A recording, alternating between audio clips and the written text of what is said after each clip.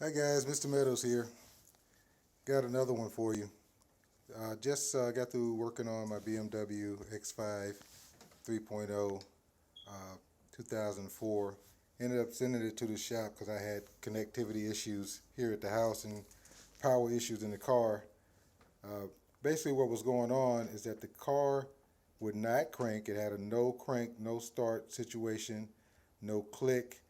There was no power getting to alternator start or anything. Checked all that stuff out. Checked out great battery. Same thing. Was at the end of my line as far as the normal diagnosis procedure. Was going to do an in-depth, but like I said, I lost Wi-Fi here, so I couldn't use my computer here. So I went ahead and sent it to the shop.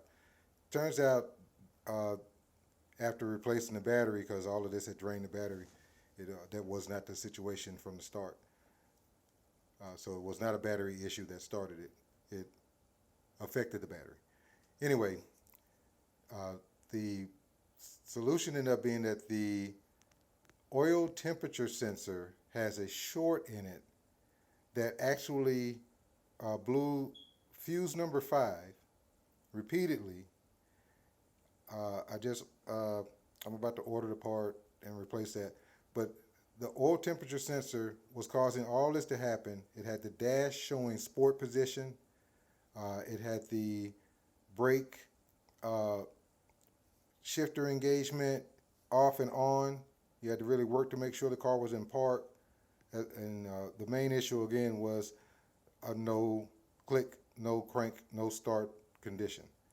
So if you have your X5 or a similar model and you can't find out why this thing is not cranking, and you probably even thought it was your key, because trust me, I checked the key, I checked the immobilizer, I checked the starter, I checked the alternator, dried out all the wires, and then initially checked the fuses. That's why I don't know when this number 5 fuse blew, but I had checked fuses and relays, but I don't think I checked the oil temperature sensor fuse anyway. I checked everything that was related to starting procedures, such as your starter, relay, dash, and stuff like that.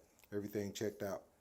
So if you're having a ghost of a problem, go ahead and check the connection or your actual oil temperature sensor.